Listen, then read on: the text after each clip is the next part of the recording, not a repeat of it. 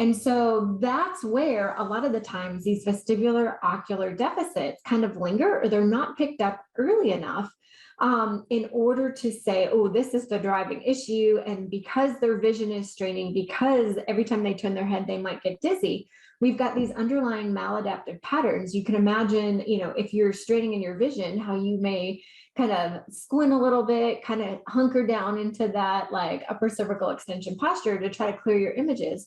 Or as well, if you're dizzy every time you turn your head, we may start doing kind of this en bloc movement. And so what was designed was the vestibular ocular motor screening tool that can help us early identify these deficits.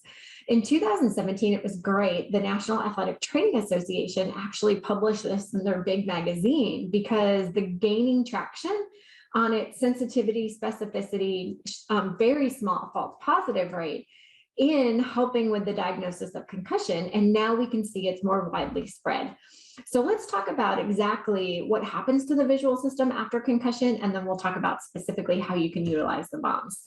So yes, this is from Military Medicine in 2012, but this holds true in general patient population as well. So you can see for mild TBI versus control, a lot of the times they have convergence insufficiency. So that's the inability to see at near. So when we converge, our eyes come together and are holding our focus at near.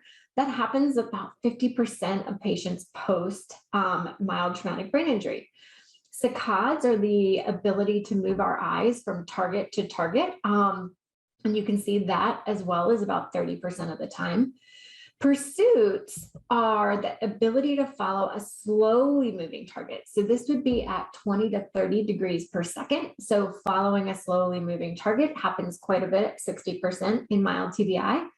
We can have ocular misalignments where our eyes aren't sitting directly in the orbit where they need to.